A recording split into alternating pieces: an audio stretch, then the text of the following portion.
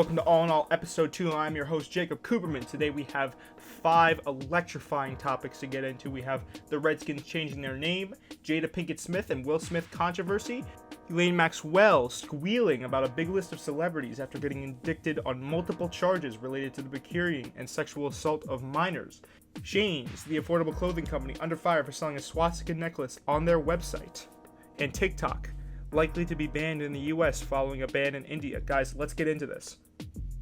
First topic, Jada Pinkett Smith and Will Smith controversy. Now, obviously, this all started when August Alsina, the singer, came out. He made a record alluding to this, but then he formally stated it in an interview with Angela Yee from The Breakfast Club, and he said that him and Jada Pinkett Smith had had a below-boards secret relationship with Will Smith's permission. Now, this turned out not to be true, and in fact, Jada Pinkett Smith brought Will Smith on her marquee show, The Red Table Talk, to clear up the entire situation. I don't like how all of this came to be. I think he also wanted to make it clear that he's not a homewrecker. And then I got into an entanglement with August. That's what I said. An entanglement? Yes. Yes. A relationship? Yes, it was a relationship. Now, I watched the interview in full, and from what I can gather, it seemed that both were split at the time, but it was more amicable, and that was around at the same time that she had brought Alsina in under the pretenses that he had had a lot of mental issues and that the family could help him out through that time. Now, I'll get into why I don't believe that in a second. I don't want to obviously speak on Jada Pinkett Smith or August Alsina's behalf, but it seems like, from what I can gather, that she had found him attractive, brought him in. You know, sometimes you're keen to even lying to yourself when you find someone attractive. I think not based off of what I've seen from Jada or August Alsina, but I want to bring in what I've seen from regular couples. Now, this is a common occurrence. You'll see someone come in that's foreign to the relationship, and one of the people may sense a spark, and to bring that person in without feeling guilty, they'll make up some sort of an elaborate lie to themselves and tell themselves that, hey, I'm just helping this person because they're in desperate need, and I can be that person. I can be that mother figure, like we saw Jada say. I can be that person that helps them with mental health, like again Jada said about Alsina. I really think that she just found him attractive, felt a spark.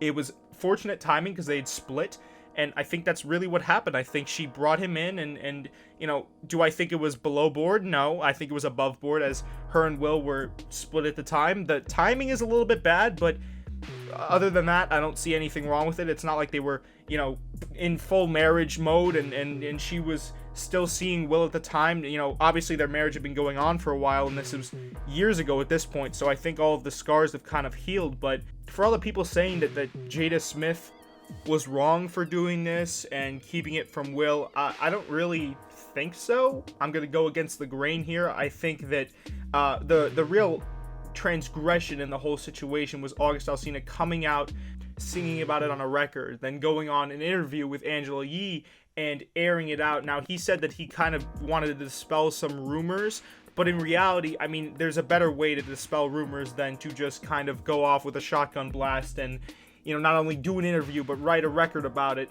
and be underhanded with it. I think part of the reason why all of these rumors started was because he kind of alluded to it. So in reality, I don't think that Jada Pinkett Smith in this situation is in the wrong. I'd put the blame more on August Alsina.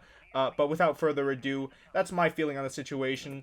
I hope that Will and Jada are on good terms, because nobody deserves to have their marriage put on blast like that. But anyway, let's get into the next topic for the episode. We have the Redskins changing their name likely.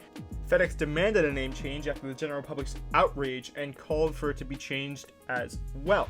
The team then reportedly launched a thorough investigation into the name, which is kind of hilarious to me, because it's like, what is there to investigate? It's a slur towards Native Americans. There's been a lot of studies in the past about how it really hasn't, you know, been that offensive to Redskins or Indians in general, but I know a lot of people would say otherwise. It was finally found to be too offensive, and the Redskins will be revealing a new name in a couple of weeks.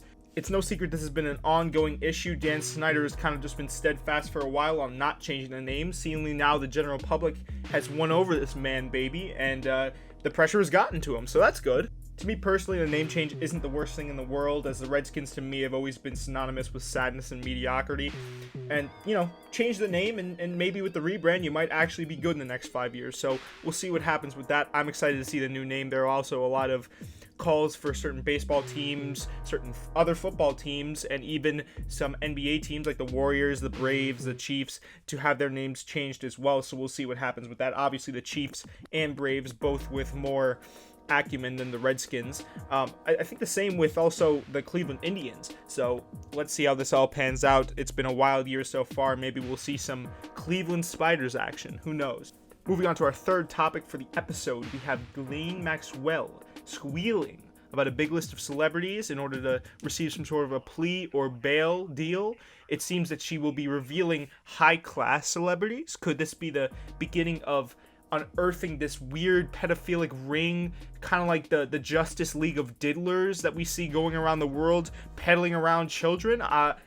If you want my preliminary picks, I'd have Clinton, Trump, even maybe Acosta, and he looks like a de-evolved version of Quentin Tarantino. Think about it for a second. Prince Andrew for sure. I wouldn't be surprised if we see even more names, but until then, I can only guess how deep this tunnel goes. It'll be interesting to see, though, in the upcoming weeks when she kind of squeals out and reveals all of these supervillains. Alright, let's get into our fourth topic for the episode. Clothing brand SHEIN'S under fire for selling a swastika necklace on their website. Now, they've apparently been around since 2008. They sell affordable clothing, but recently they came under fire. They were trending on Twitter for selling a swastika necklace on their website for a whopping $2.50. I really think this is another example of just the blatant anti-Semitism that goes on in the US that I've become a lot more keen to over the course of 2020. Now, they've also sold worship mats as throw rugs, so this is nothing new to them. I think it's more just that they like capitalizing on cultures. They released a statement saying that the swastika in Indian culture was more of a symbol of divinity and spirituality, but it's the West, so you can't really be selling swastikas, even if it is out of context. Context means everything now, and at the least, even if it means divinity and whatever else in India, this is the US, so you really should be not selling it here, or you should be more sensitive to the situation, considering there are a lot of Jewish Americans in this country that really don't appreciate having a swastika being sold as a necklace. SHEIN'S or SHEIN'S or whatever the name is, you gotta go. Topic number 5, and the last topic for the episode, TikTok likely to be banned in the US following a ban in India. From what I've seen, the ban in India was due to increasing amounts of sexual predators on the app that were terrorizing children, and the High Court in India actually banned the app. Now, the US seems to be following suit, with Secretary of State Mike Pompeo stating that due to the rising tensions with China and the belief that TikTok is nothing more than a data farming app put forth by the Communist Party of China, the app should be banned in the United States as well. Honestly, good riddance to TikTok. I thought it was a vain app. It was dumb. Not a lot of effort goes into the users on the app.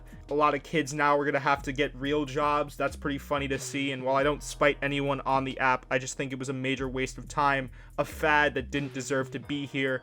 And overall, we'll have another platform service that we can use within the next year, I guarantee it. We saw it with Vine and the jump over to TikTok. A lot of Vine users also went over to YouTube successfully, so I doubt the same thing couldn't happen again. Overall, I called it when it first got created. I knew this thing was bad news.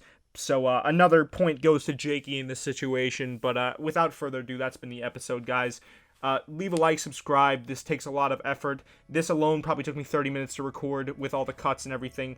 I'll get it down to 10 minutes, but it'd be greatly appreciated if you guys could leave a like and everything like that. But until the next one, I'll see you guys later. Peace.